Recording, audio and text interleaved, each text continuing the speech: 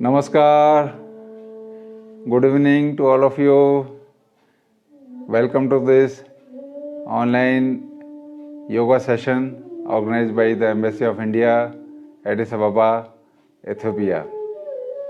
As we are facing a critical time of coronavirus, it is very essential to know and to understand what is the implication on health.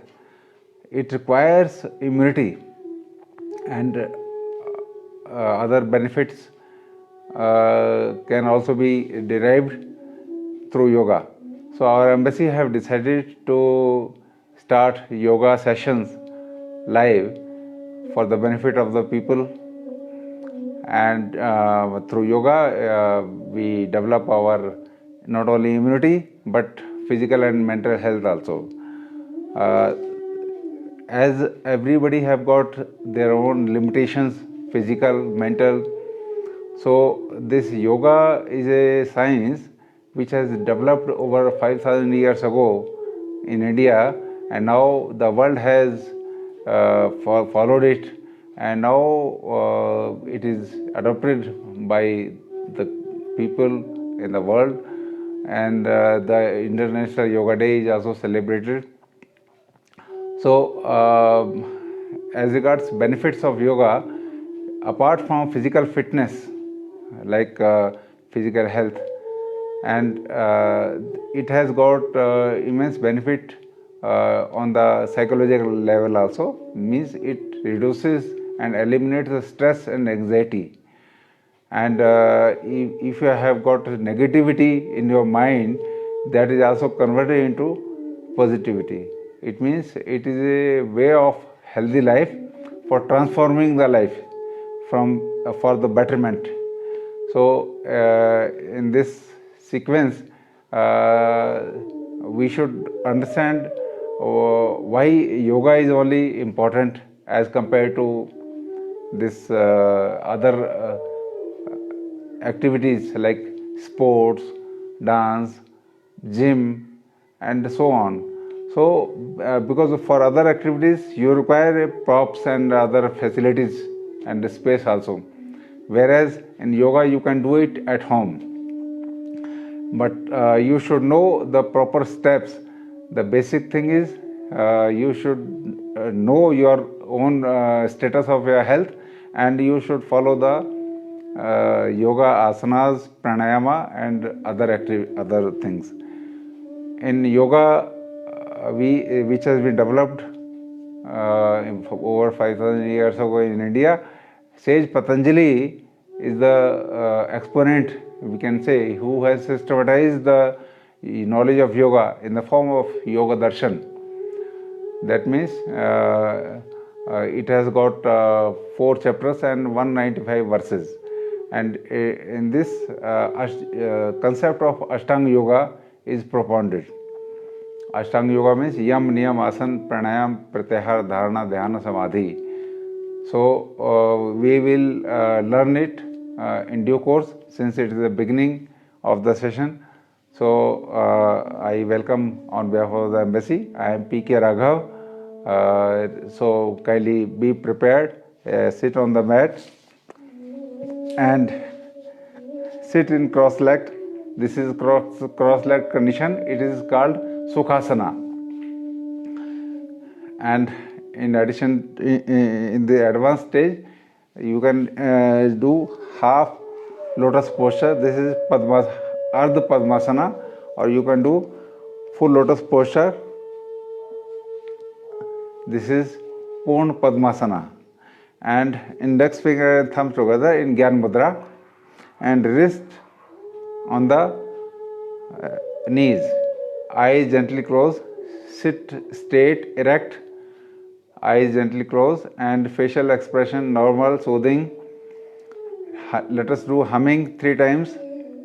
Inhale.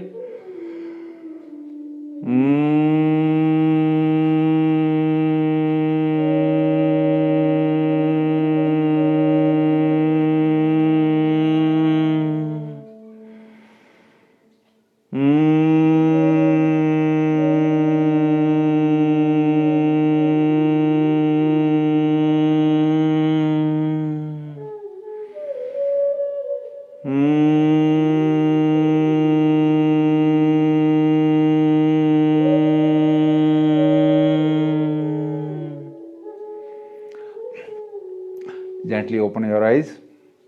Release your asana if you have applied. Sit in cross-legged. The basic purpose of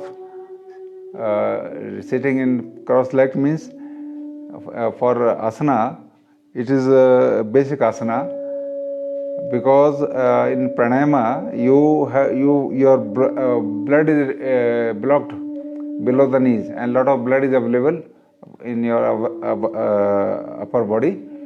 So it's very good. But if you are having knee pain, arthritis or anything, then you can go gradually, and with the in due course arthritis will also go and you will be able to perform the asanas properly. But respect your limitations and do it as per the steps.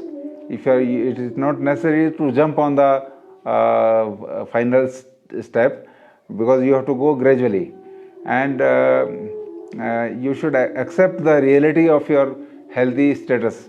And in case you are having some medical conditions like hypertension, backache, cervical, and arthritis, indigestion or obesity, so there are certain limitations.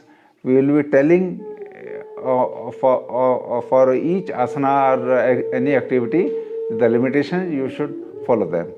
So let us start the Sukshma Vyayam, means micro exercises of all the joints. So let us start with the hands. Stretch your arms forward, and the first joint is finger joint.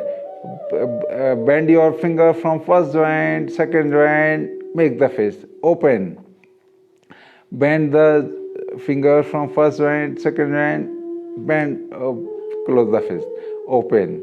Now with your left hand, pull the fingers of your right hand. Keep the right hand's fingers spread and pull it towards you. This will have the impact on the finger joint and forearm. The persons working on computer for hours together, it is good for them. And now bend your hand inside. Feel the impact on your wrist joint and forearm. Now similarly with the right hand, pull the fingers of left hand inward. Come back. Now push the hand inward. Come back. Now this is the wrist and fingers exercise. Now make the fist and rotate the fist outwardly, slowly. Keep your wrist steady and straight and move only the fists, and reverse inward movement of the fist. Come back. Now clasp the fist together, housing the last two channels together inside, and stretch your arms forward, straight, and don't open your fist, and feel the impact on your wrist, forearm, shoulders, and full arms. This is good for releasing the cervical issues, if at all there is there. Slowly come back. Now next is shoulder joint. Okay, place the fingers jointly on the shoulders and combine your elbows. Inhale and raise your shoulders, raise your elbows up. Exhaling back and down. Inhaling forward and up. Exhaling back and down. Inhaling forward and up. Exhaling back and down. Now reverse movements of the elbows. Inhaling, go back and down, up, and exhaling forward and down. Inhaling back and up, exhaling forward and sorry for interruption. So this is a shoulders exercise. Now neck exercise. Neck exercise is very important because we have got 7 vertebrae in the spine, the upper cervical region, C1 to C7. And a word of caution for those who are having cervical spondylosis, they should not bend their head forward, and other exercise they can do. We have divided this neck movements exercises in 2 groups. One is neck muscles, neck joint flexibility exercises, and other group is neck muscles strengthening exercises. So let us do neck muscles flexibility exercises first. Inhaling, raise your chin up. Exhaling, chin down.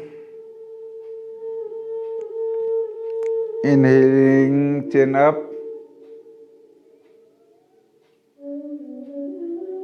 Exhaling, chin down. Inhaling, head to normal position. Now we will bend our head towards the left and right. Inhale and exhaling, turn to left. And in this condition you can continue your normal breathing. Now slowly inhaling, come back to center. Exhaling, turn to right. Inhaling, come to center. One more round. Inhaling, exhaling, turn to left. Inhaling, come to center. Exhaling, turn to right. Inhaling, come to center. Now we will tilt our head towards the left and right. Okay. Raise your left hand and hold your head and pull your head towards the left side. Feel the impact on your neck joint.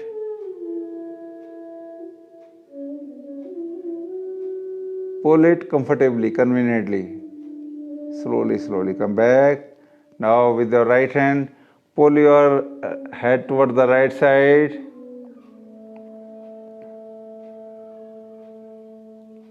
Come back. Now head rotation. For those having cervical, they should rotate the head back half like this. This is for them. Otherwise, others can do full rotation. Exhaling, head down and rotate your head clockwise, keeping the head totally free. Move through the neck joint. Reverse movement anti-clockwise.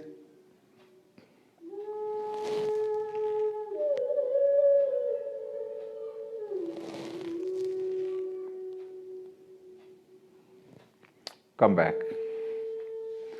Okay, this is hands and upper part joints exercises. Now we will practice some asanas. First we will learn Vajrasana, thunderbolt posture. We sit in between stretch our legs and combine the toes, big toes together, and sit in the space in between the heels like this. Keep your hands on the knees. I will show you from the back side like this. Big toes are touching and space in between the heels like this. In case you have difficulty, you can use initially the cushions like this. You can put one cushion below the ankle like this. And in case there is a knee issue, knee pain or something, then you can use another pillow, another cushion between the hips and the ankle, like this. This becomes more comfortable.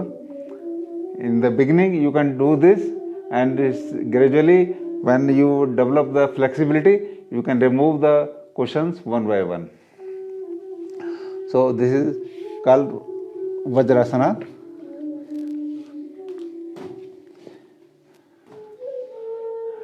This is good for digestion, as a lot of, when you sit in this after the meals, lot of blood is available in your abdominal region, which helps in digestion. And is issue a word of caution: those who are having knee injury, ankle injury, or some acute problem in the knee pain, then you should avoid it, and gradually you can use the cushions and you will be able to do this asana as the injury is improved.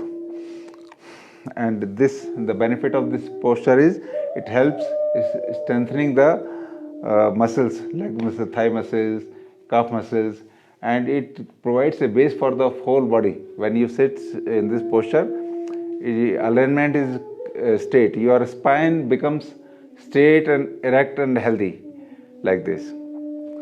And it is one of the meditative posture also. You can do meditation in this posture. Now next posture in the sequence is Ardha Ustrasana, means half camel posture. So stand up on your knees, shoulder width apart, foot knee width apart, and initially you can tuck your toes like this for better balance, and place your palms on your hips. Pull the elbows near to each other, elbows parallel to each other, and first inhaling, bend your neck up, bend backward, and after that inhaling, stretch your spine, bend your trunk backward, breathe normally. This is half camel posture. Ensure that your thighs are perpendicular to the ground.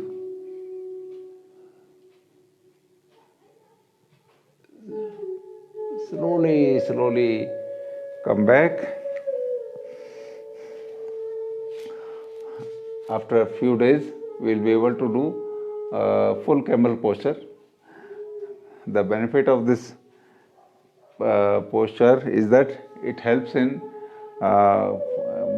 strengthening of the back and neck muscles, and it helps in reducing the excess fat in the belly. A word of caution: those who are suffering from arthritis, acute hernia, or vertigo, then they should avoid it till the time their problems are taken care of. Now next asana in sequence is Vakrasana, seated twisting posture. So kindly open your legs.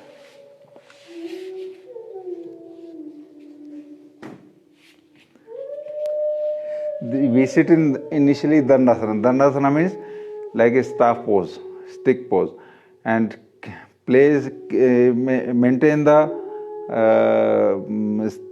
straight line alignment of the legs. Toes, all the toes are pointing toward the roof, and hands are beside the hip, and your spine is straight like this. This is Dandasana. For any posture, we sit in Dandasana, that is a taking position, and now Vakrasana, seated twisted posture. Bend your left knee and place your left foot near the right knee.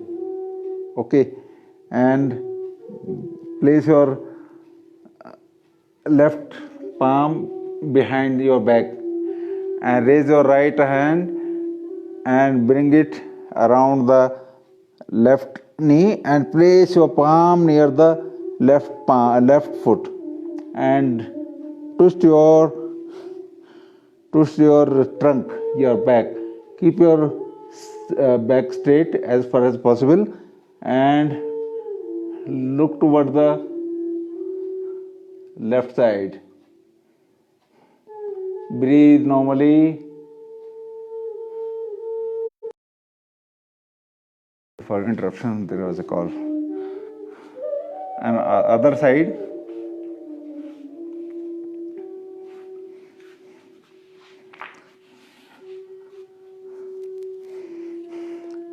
Bend our right knee and bring your left arm, place it near the right foot and look towards the back.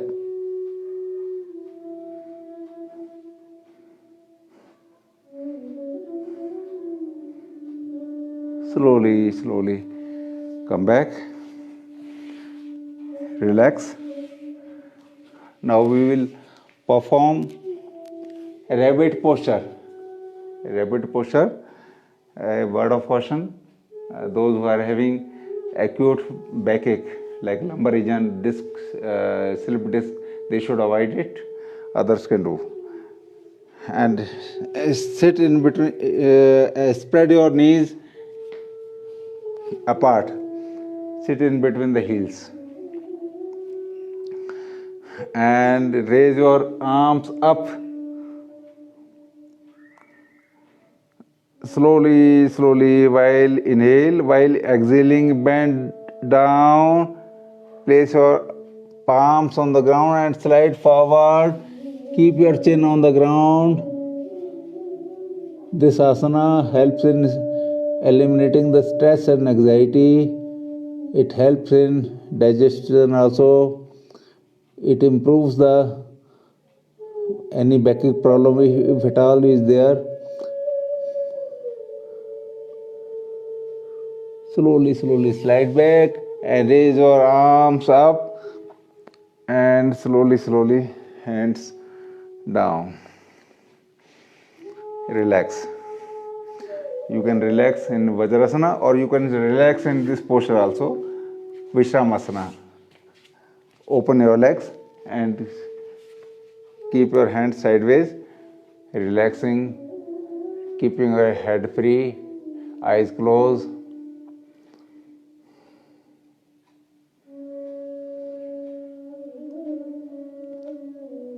Slowly be alert to yourself.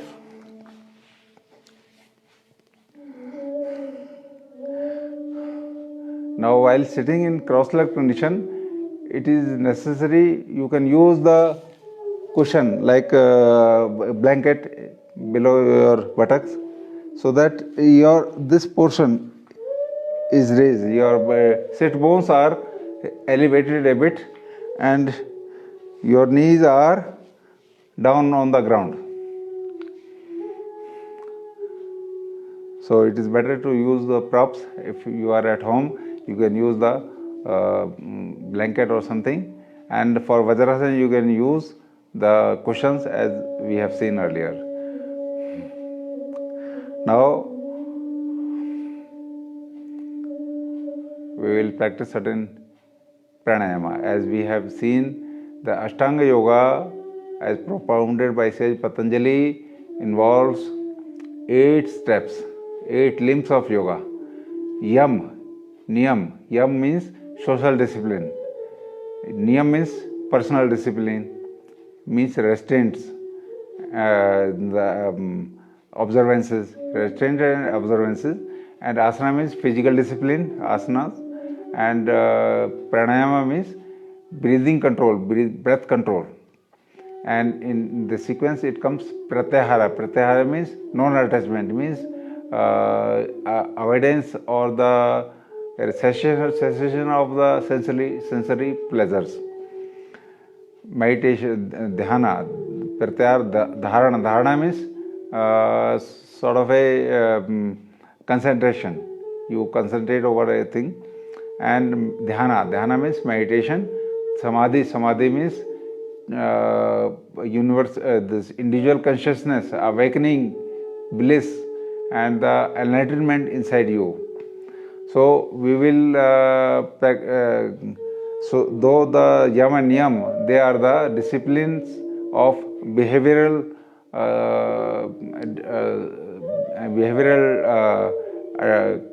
status aspects. You have to control your behavior. You have to, you know how to control your behavior, how to control the social behavior.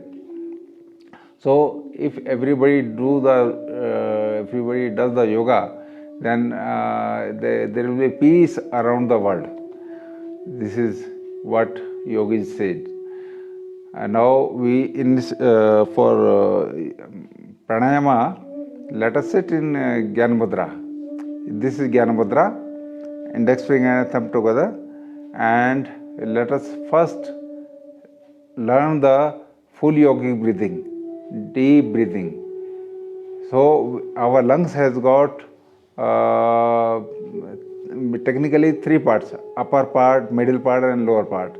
So lower part of the lung is expanded downward when we inhale in the belly. It's called belly breathing. When we inhale without expanding the chest, the belly is bulged. It is called belly breathing. And when we inhale by expanding our chest forward, then it is called chest breathing or thoracic breathing, or you can call it a intercostal breathing also. And when we raise our shoulders without expanding the chest and belly, we raise our shoulders up and inhale, then it is clavicular breathing.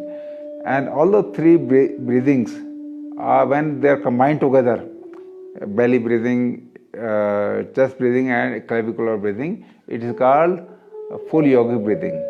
In normal breathing, we inhale up to 500 ml of air, whereas in full yogic breathing we can inhale up to 5000 ml of air.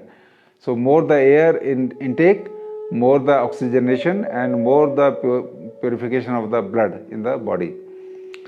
And since our breath is a lifeline, breath is a vital force, so yoga has provided various methods how to control breath, how to enhance the pranayama. Prana means a vital energy, ayam means extension. The extension of vital energy is pranayama. It is a very unique science, very unique philosophy. So kindly sit in cross-legged condition and place one hand on the chest, another hand on the belly. Let us see belly breathing and chest breathing first, so as to understand the full yogic breathing. Inhale deeply, don't expand the chest. Inhale and expand your belly forward. This is belly breathing. And exhale, contract the belly inside. Again inhale, expand the belly out, and in exhale, contract the belly. This is belly breathing. Now we will not do belly breathing, we will do chest breathing, that is thoracic breathing. Keep only your chest should move forward. Inhale, raise your chest forward. Exhale, contract the chest. Inhale, expand the chest forward. Exhale, contract the chest. This is thoracic breathing or chest breathing. Now thoracic clavicular breathing. Keep your one hand on the shoulder, and without expanding the belly or chest, we inhale and raise our shoulders up so as to give more air in the upper lungs. Inhale, raise the shoulders up, come back, exhale, Inhale, raise the shoulders up. Exhale, come back. So combination of these three, when we start with the belly breathing, and in continuity followed by chest breathing and clavicular breathing. It is the concept of full yogic breathing. So sit in the Gyan Mudra and inhale deeply, expand your belly, and in continuity expand your chest, and in continuity raise your shoulders up. Exhaling, contract the shoulders, belly and chest. Inhale deeply, belly breathing followed by chest breathing and clavicular breathing. Exhale, contract the shoulders, chest and abdomen inside. Again, 2 more rounds of full yogic breathing. Inhale deeply.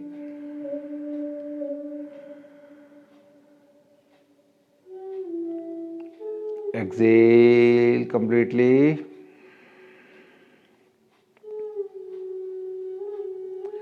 Inhale deeply.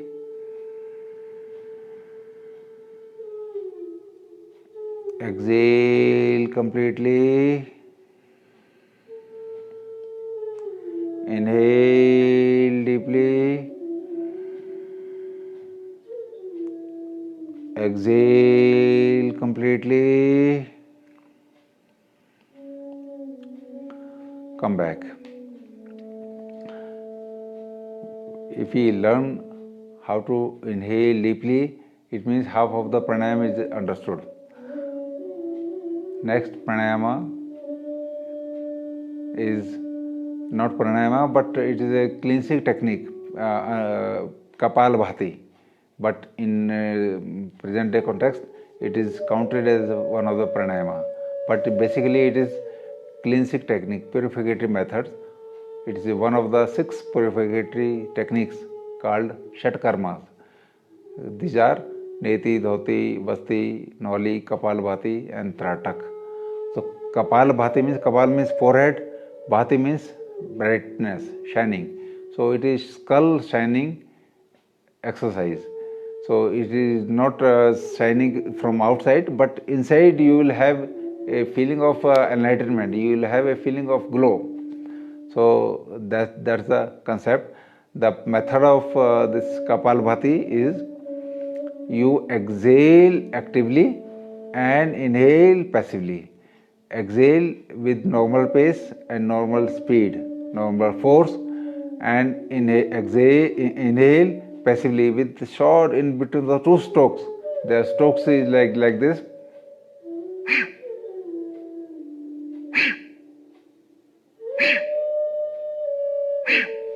So you have seen the strokes are distinct with normal pace, not fast, not with more fast or more force, and nor it is less.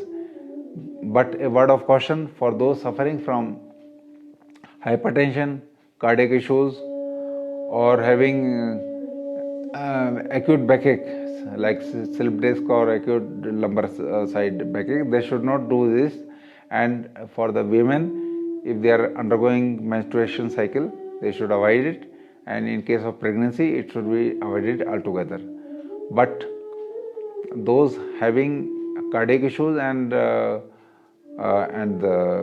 hypertension, they can do with mild force, mild speed, which we'll take up after this sequence. And one more thing, those who have undergone surgery, abdominal surgery, for the last 9 months, they should avoid it. So the persons who have undergone abdominal surgery, they should, it is advisable that they should start yoga, and especially this Kapalabhati after 1 year. So let us begin Kapalabhati with normal force, normal speed. Reverse your hands on the knees, and it is chin mudra, index finger and thumb together, spine erect, eyes gently closed. Start Kapalabhati with normal pace, normal force.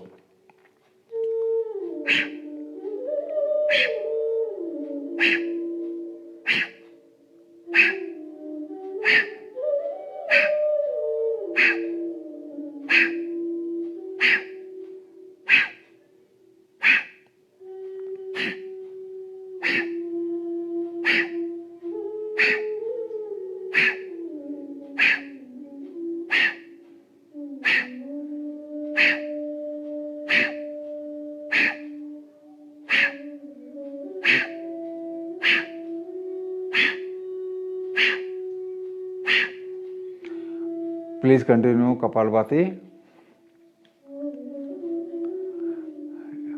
In this Kapalabhati, it is also advisable to apply the root lock.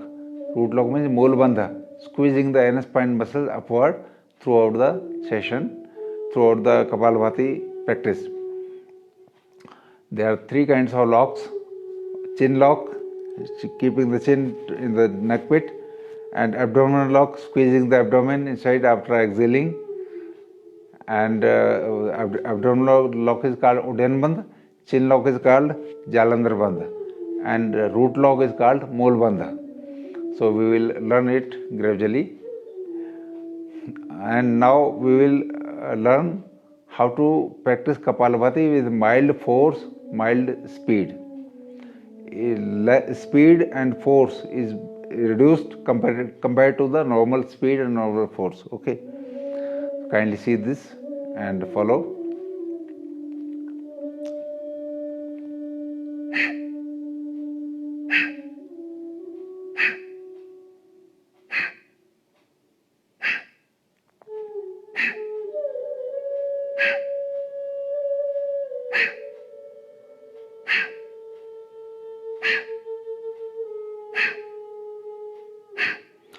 So you have seen this is mild Kapalabhati for those having hypertension or cardiac issues. And the persons who have undergone surgery, when they want to start after 1 year, they will start with the mild Kapalabhati and they will go to the normal pace or normal speed, normal force. Now, after Kapalabhati, we will practice Anulom Vilom Pranayama. This is an important pranayama. It's basically stress relieving pranayama, and it is the name is alternate nostril breathing. Alternate Anulom Vilom, alternate nostril breathing.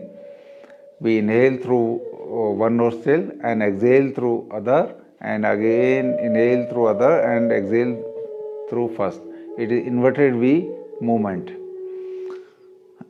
It helps in stress, in maintaining your mental balance, and in case you are having insomnia type of problem like sleeplessness, then at the time of going to bed, you can perform this Anulom Vilom as well as Brahmari Pranayama, which we will learn just now.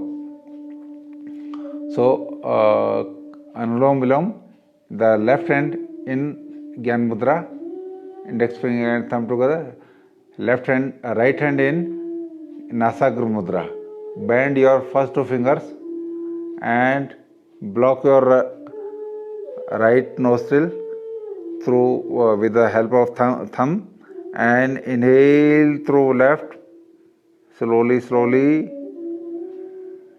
Deep breathe through left, block the left nostril, open the right nostril, exhale through right, again inhale through right, exhale through left,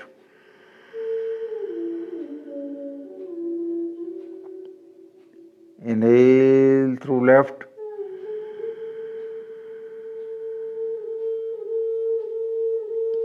exhale through right,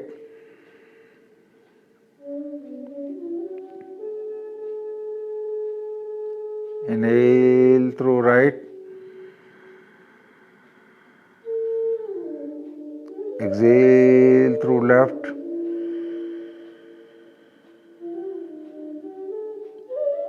Inhale through left. Exhale through right.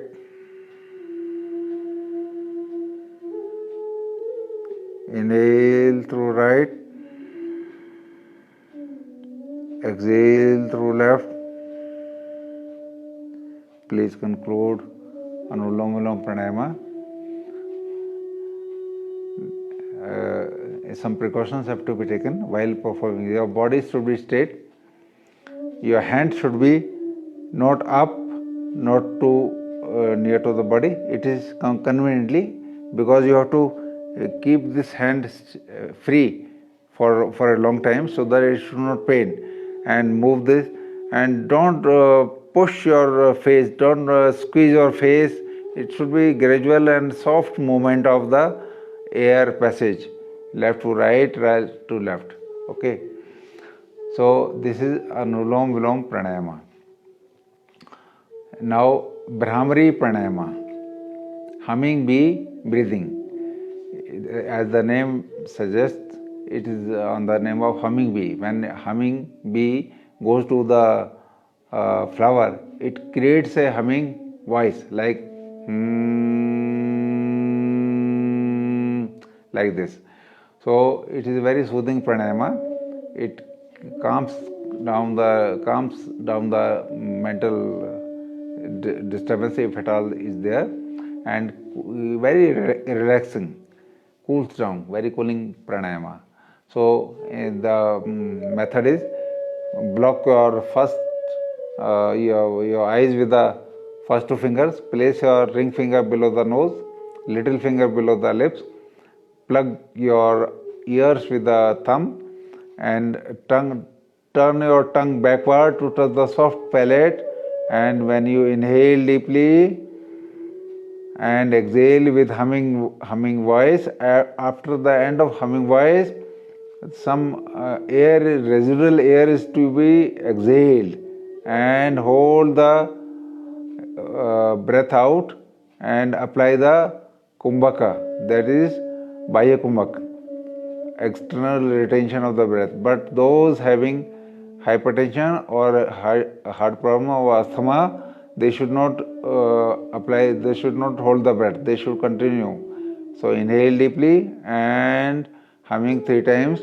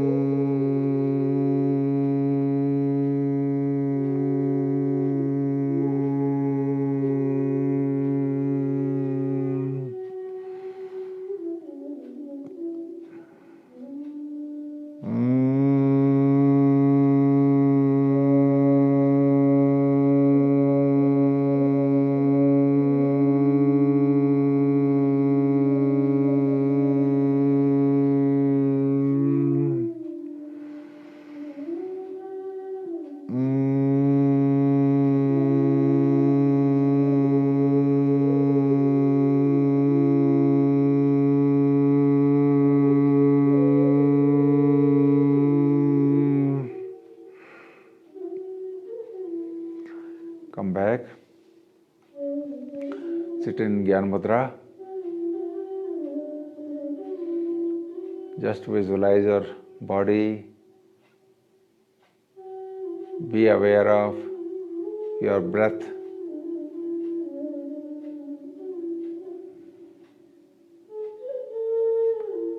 Feel complete relaxation in your body.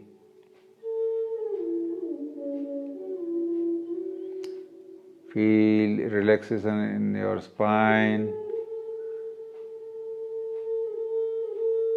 Relax your complete body as a whole.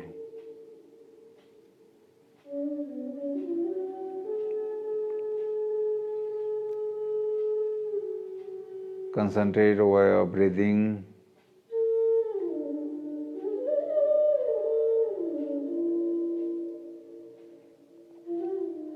at this stage you can have your good determinations and affirmations for your life. Such determinations and affirmations will come true as they are observed in life realistically, truly. Inhale deeply and let us do humming 3 times.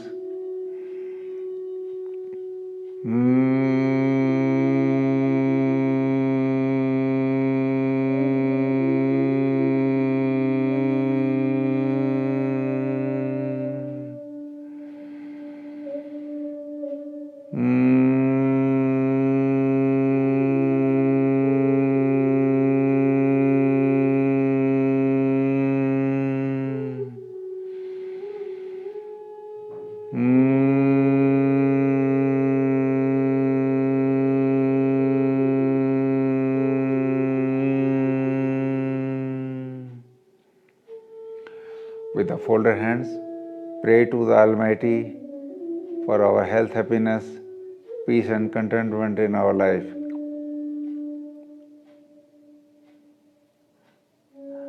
Open your eyes. This is the end of yoga session, and we hope you have liked this and continue with this tomorrow at the same time. And in case you have any suggestions, proposals or any comments, you can give it in the comment box, as well as you can write to us on our email pic.addisababa@mea.gov.in. So this is our email address, and till then, please stay safe, stay blessed, stay healthy. Thank you. Namaskar.